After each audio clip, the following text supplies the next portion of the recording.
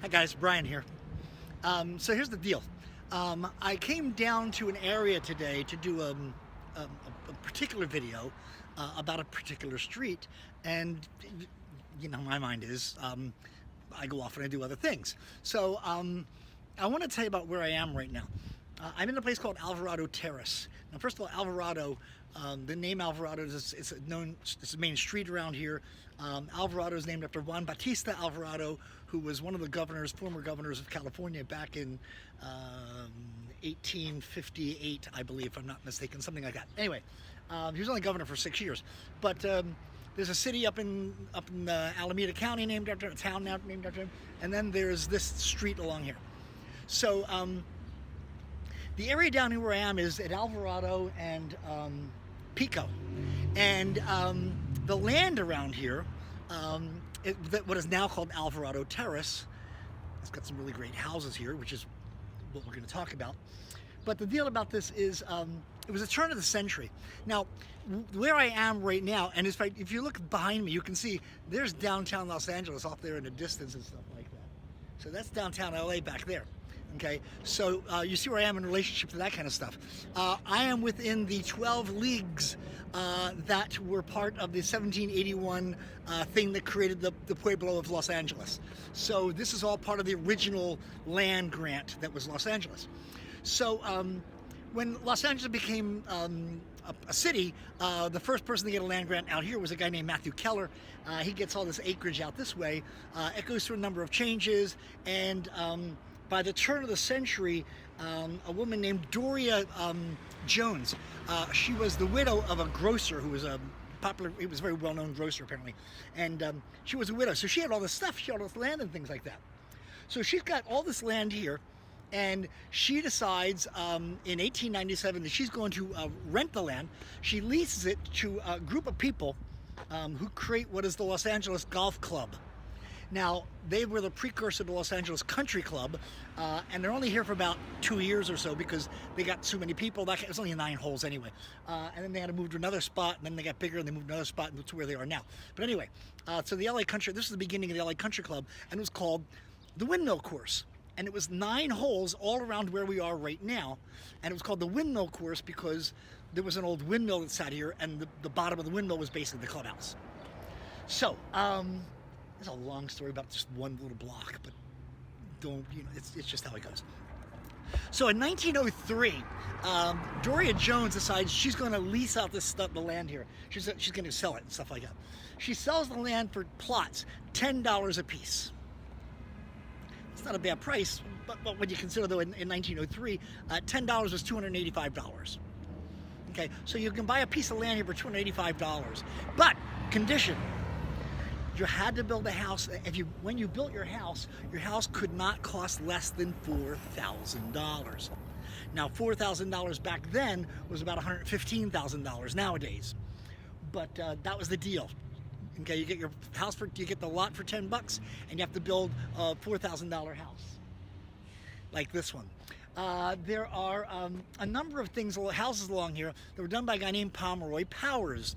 Now, Pomeroy Powers was a speculator, essentially, because he built these houses. He was also in the city council, which gave him a lot of leverage. And he would build a house, and then he would live in it for a little while, and then he would sell it, and he's having another house built, and he kept doing that until eventually he got a house that his wife said, no more. Just freaking stop, will you? But along with the other things he got, and these houses that are built along here, there's a park here. So he got this park put in here, and the park at the time, the park was a pond, and there were fish, and there was gardens, and there was a caretaker. I mean, there was a place where the guy lived to take care of the damn park.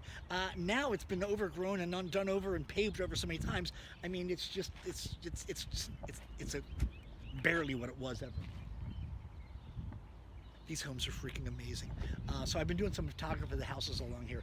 At the other end of the block, by the way, as a piece of history, is the church, which was the People's Temple for Jim Jones. So this area here. So when the real estate, as they were developing this area here, and and again, you can see the incredible beauty of these homes. But I'm going to read this to you because I don't want to mess this thing up. The real estate brochure said, the only exclusive residential tract in the city. Beautiful parks, shade trees, high-class building restrictions, no flats, cottages, or stores. So that's what this is about. And we see here, this is a plaque that was done in '89, making Alvarado Terrace historic heritage. A number of these homes are as well, as a matter of fact, are part of historic heritage, just specifically just the homes themselves. But, so back to Mr. Powers. So finally Mr. Powers builds a house and his wife says, no. This is it. This is the last freaking house. I'm not moving again. We're staying here. Thankfully, it was what is essentially the most beautiful of all of them. This is the Powers house.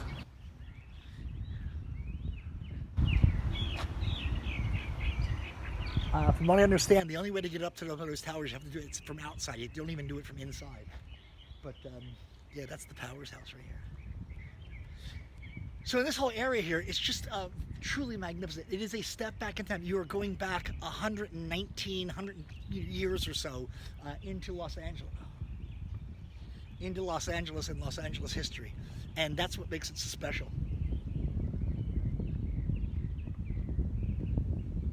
To me, if I may, this is the kind of stuff I remember growing up in the main line out in, Philadelphia. And then you've got, just down the street there, you've got Hoover down the street, right down this way here. Now, this is the park. And again, it's been redone and paved over so many times that you can't even tell what it was. I mean, it's a park, but that's, really about it. So I wanted to do this. I just want to bring you on a little walk here because it's such an amazing place. That what used to be at one time, apparently that was the mansion of Albert Kinney. Albert Kinney, who creator of Venice, that was one of his mansions. And I was talking to the guy in there. Now that's been broken down in the 20s. They broke it down. Apparently it's about 8 or 9 apartments in there now, which is kind of cool. Oh, and I'm talking to the guy, and we're just chatting, and he's from Philadelphia. And I was like, we were talking about being from Philadelphia and stuff like that. He lived about 8 blocks from where I grew up, which I just think is really funny. I don't know, it just kind of tickled me when that happened. That kind of stuff is kind of weird. But you see all these, again, the whole area just around here. So if you have the opportunity, this is an exploration that if you have the chance, you should do.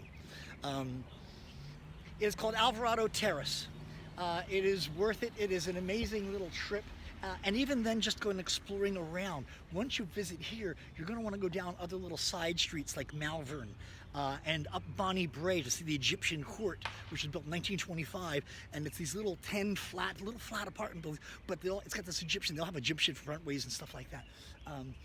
Yeah. So there used to be a pond right here in the center of this whole thing. And again, sadly, it's all gone. But the beauty of all of this, I mean. And the juxtaposition, and that's one of the things that I really like is stuff like that, because if I may, to have those right there, I'm sitting here looking at houses from 1903, 1905, and then in the background you got that. I don't know, it's just kind of cool. So coming to you live